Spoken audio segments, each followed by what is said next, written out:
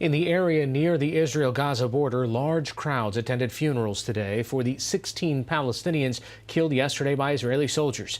Thousands of Palestinians had marched to the border at the start of a demonstration that's expected to last for the next 6 weeks. Israel is blaming the bloodshed on Hamas and is warning of possible action inside Gaza. Joining me now via Skype from Jerusalem is Joseph Fetterman of the Associated Press. Joseph, besides the funerals, what's happening today? Yeah, it looks like today they're taking a bit of a breather. The size of the crowds is down significantly. There have been clashes, but they're very sporadic today. But like I say, it's more of a breather than an end to this, and we're expecting things to pick up in the coming weeks. Most of the time on Fridays, which is the Muslim holy day, that's when the biggest events are planned.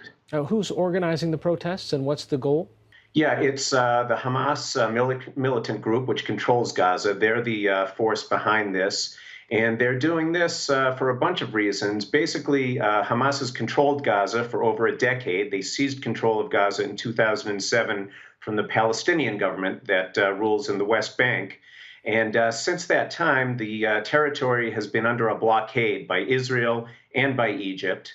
And now the Palestinian government in the West Bank also is putting some pressure on Hamas. So they're feeling it from all directions. The result is that conditions are very bad right now in Gaza. Unemployment is over 40%. There's only a couple electricity for a few hours a day. Conditions are very difficult, and Hamas is running out of options. So now they're doing this. And the idea is, I think, to kind of stir things up, to press Israel, to draw attention to the conditions in Gaza without falling and plunging into another war. What are actions that the Israeli government can take inside Gaza?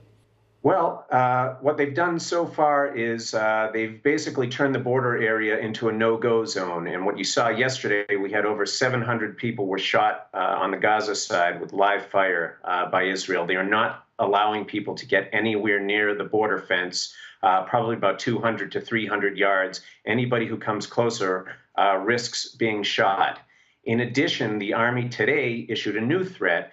They said, we're not just going to act along the border area. We know who's behind this. Hamas is behind this, and we reserve the right to act against Hamas and any other militant groups in Gaza in other areas. So that's the type of escalation we could be seeing down the road.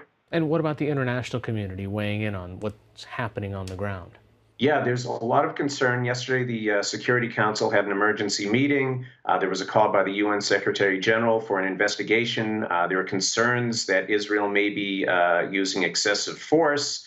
The European Union put out a statement today saying any violence, any shooting should be properly investigated. So I think the main concern, people want to see restraint. They don't want to see this spin out of control. We've had 3 wars in Gaza between Israel and Hamas over the past decade, and I don't think anybody wants that to happen again.